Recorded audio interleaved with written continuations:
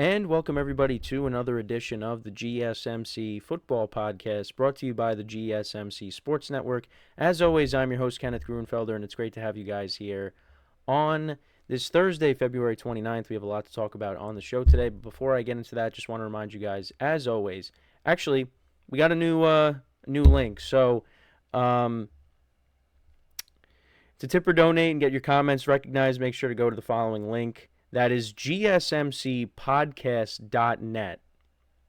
Really helps the show, makes the show more interactive between myself, the host, and you guys, the viewers. Again, that is gsmcspodcast.net.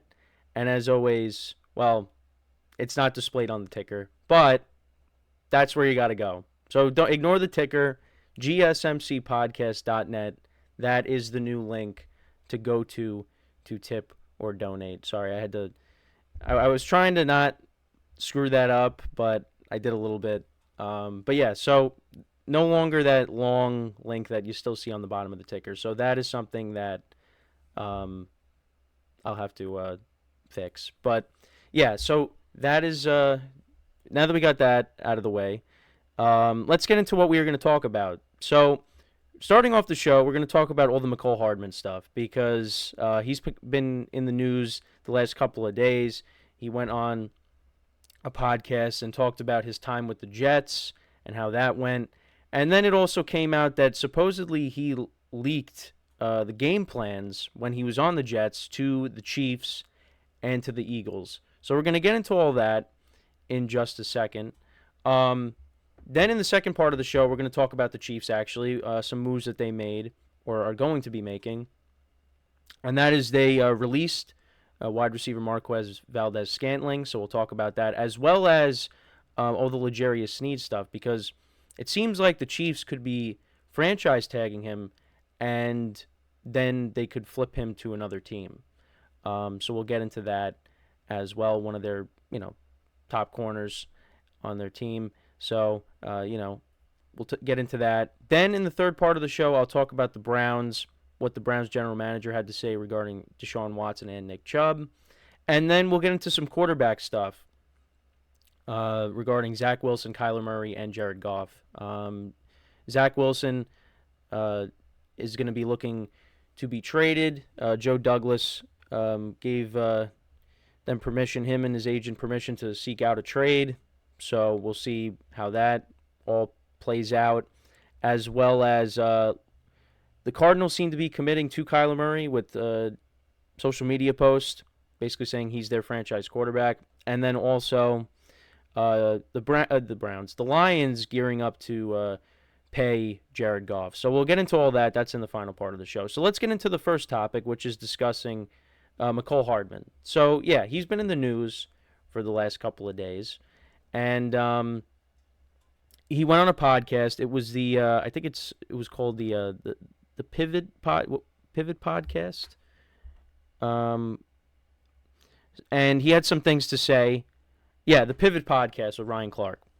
So he basically talked about his time with the Jets, and I did have the quotes. Some of the quotes from what he said. I just want to pull them up. Again, going to Bleacher Report because I do have the quote. So this is what he had to say. So he said, "You just got a new offensive coaching staff that came in, and there's no standard there.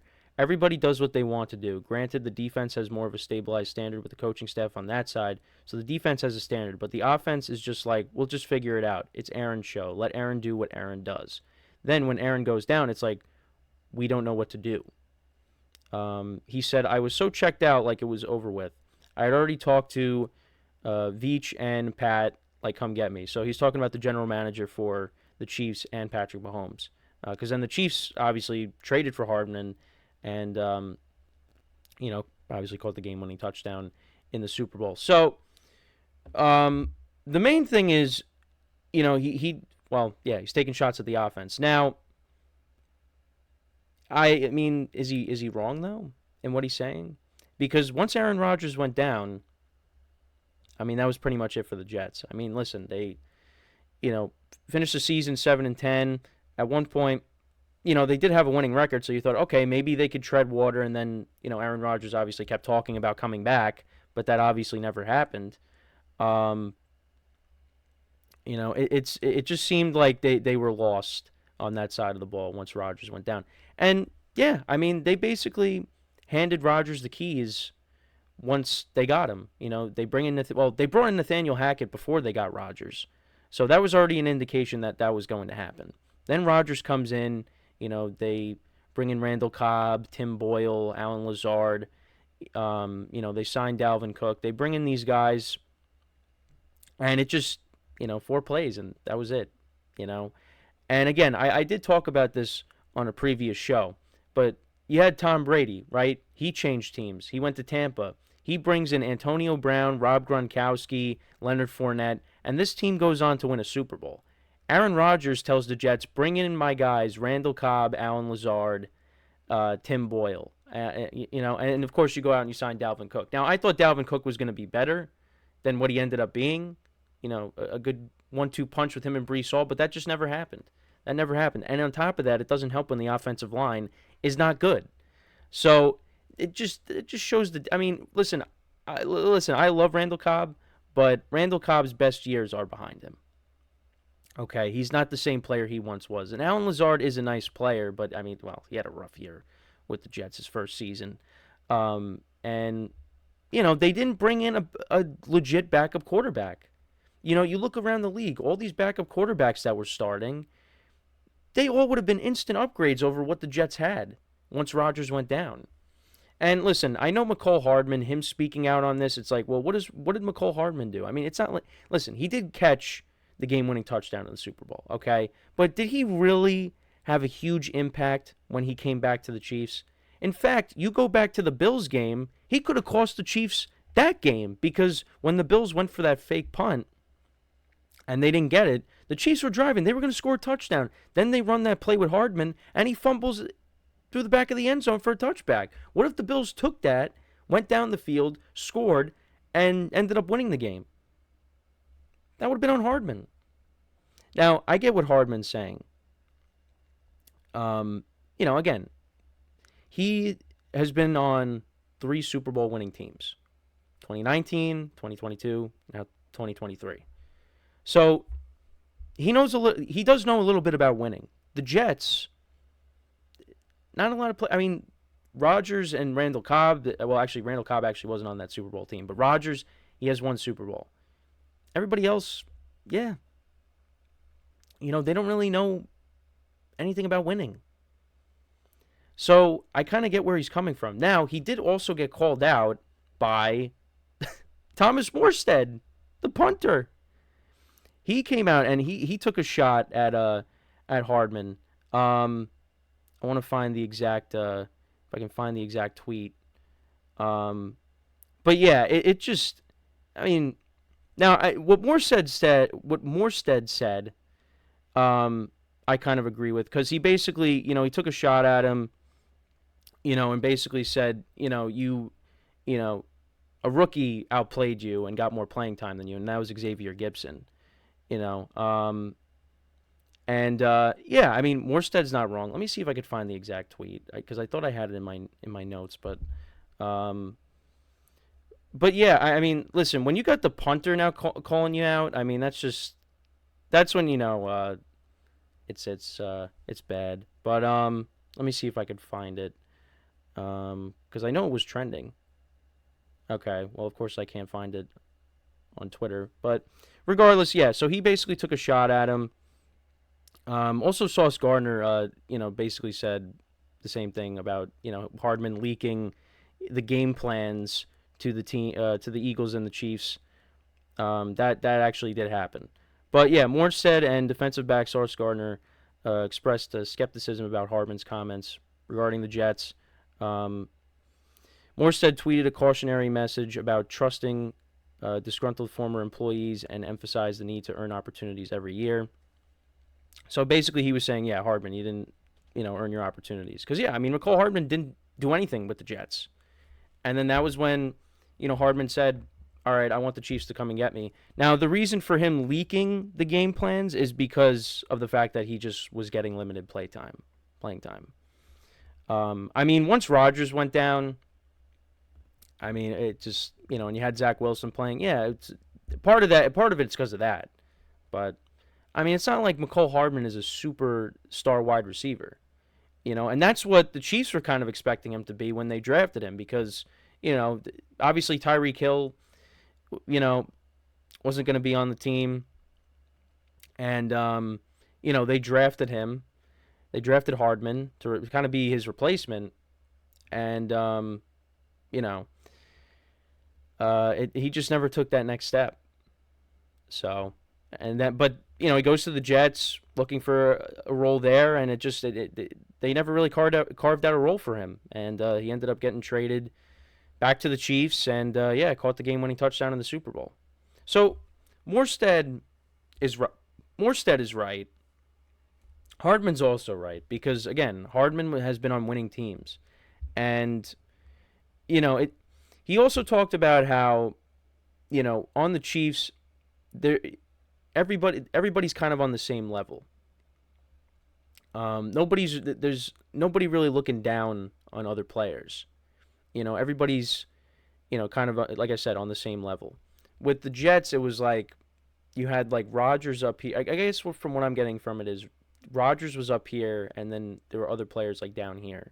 But again, like I said, they gave Rodgers the keys, and they did what he wanted, and it didn't pan out. Again, I mean, for me, I'm an Aaron Rodgers fan. I want him to come out next year and just absolutely light it up because I don't want him to go down like that. But I mean, I don't disagree with that. But you know what? The Jets were desperate. They needed something to spark them. They needed a quarterback. And again, Aaron Rodgers was the best quarterback available. Unless they wanted to pivot and go with Lamar Jackson and try to get him. But that was not going to happen. That probably would have been like if the Jets had a chance to get Lamar Jackson, I think you probably go that route just because again, Rodgers is getting up there in age. But again, Aaron Rodgers was available and you had a chance to get him, you do it. It ended up being the worst possible outcome. He didn't even make it through a whole drive. He gets hurt on the first drive. And listen, the Jets probably would have been better if Rodgers played. I mean, I don't know by how much because, again, they had so many issues. Their offensive line was horrible. And Joe Douglas was saying how it doesn't seem like they're going to make any major changes to the offensive line because they're banking on Vera Tucker to come back. And, I mean, Rodgers is coming off of a major injury. He's going to be he's 40. And you're not going to try to, tweak it? Well, not even tweak it. Just, I mean, there's got to be a massive overhaul. That just doesn't make any sense. So if they really don't do anything to fix this line, Rodgers is going to get hurt again. So, but yeah, and then also another thing. So Sauce Gardner went back to an old tweet of Hardman's. It was talking about snitching, and Sauce commented, "LOL." But, I mean, if that's true, you're leaking game plans to the other team. And actually, the other thing I was going to say, so those two games, right? The Eagles game, what happened? The Jets won. The Jets won that game. Now, granted, it was because of, Jalen Hurts throwing a horrible interception late in the game. But the Jets won that game. And then in the Chiefs game, listen, they were losing, and I was there. I was at that game. They were losing 17-0.